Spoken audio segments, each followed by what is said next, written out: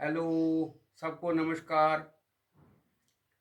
आज सप्ताह का शुभारंभ करें और परमात्मा का नाम लेते हुए धड़कते दिलों, देखती आंखों और सुनते कानों को इस खाकसार उदय चंद्र का प्यार भरा नमस्कार, सत श्री अकाल, राम राम और आदाब।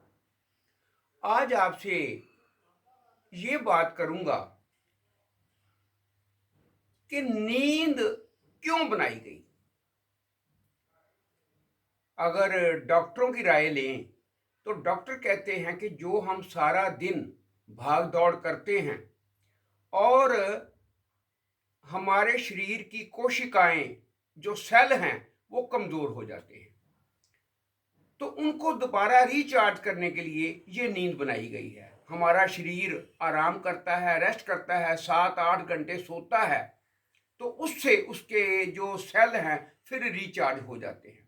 लेकिन जो हमारे संत, ऋषि मुनि और बुद्धिजीवी वो क्या बताते हैं, वो ये बताते हैं कि नींद ये परमात्मा ने बनाई है।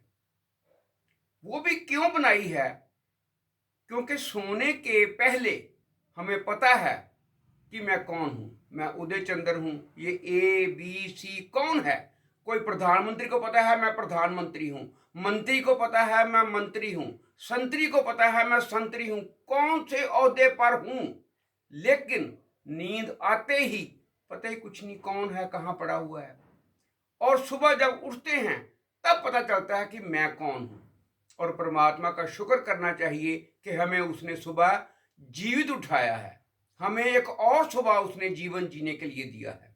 और सारा दिन हम क्या करते हैं? पैसे के पीछे भाग दौड़ लगाई हुई है। परमात्मा ने नींद इसलिए बनाई कि ये सारा दिन तो पैसे के पीछे पागल है, अगर मैंने रात को भी नींद ना बनाई तो ये तो इतना पागल हो जाएगा कि रात को भी पैसे के पीछे भागेगा और अपने ये तो कपड़े फाड़ने वाली स्थिति पर आ जाएगा। इसलिए नींद बनाई। और साथ में ही उन्होंने ये भी कहा, संतों ने, पीरों फकीरों ने, कि दो दोहे हैं, एक कबीर जी का दोहा और एक सहजोबाई का दोहा। उन्होंने कहा कि वो दोहे हम जीवन में अपना लें तो हम बहुत सुखी रह सकते हैं। पहला दोहा कबीर जी क्या कहते हैं? कबीरा वो दिन याद कर, पग ऊपर तल शीस, मृत मंडल में आए के बिसर गए हो जगदीश। जब हम माँ के गर्भ में जीव होता है तो इसके पांव ऊपर होते हैं, सिर नीचे होता है।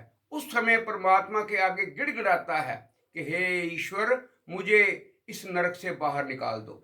बाहर निकालोगे तो जैसा आप कहोगे आपका सिमरन करूंगा, आपका ही नाम लूंगा। लेकिन बाहर आते ही तू कौन ते मैं कौन। परमात्मा को याद रखें।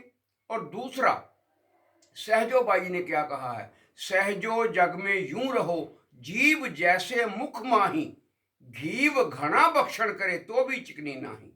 सहजोबाई जी कहते हैं कि जैसे हमारी जीव मुंह में रहती है, कितनी चिकनाहट भरी चीजें खाती है, घी खाती है, लेकिन अपने ऊपर रत्ती भर चिकनाहट नहीं आने देती। ऐसे ही हमें इस संसार में रहना है। इस मोह माया में रहते हुए मोह माया से दूर रहना है, जैसे कीचड़ में कमल रहता है। तो इन बातों को अगर हम जीवन में अपना ले, क्योंकि सबको पता है इस धरा पर सब धरा का धरा रह जाएगा। हमको सभी अच्छे तरीके से याद करें, हमारी औलाद याद रखे, हमारा समाज याद रखे। इसलिए सबसे प्यार, सबसे स्नेह करें और इस मोह माया से दूर रहे। जय श्री राम, जय श्री राम, जय श्री राम।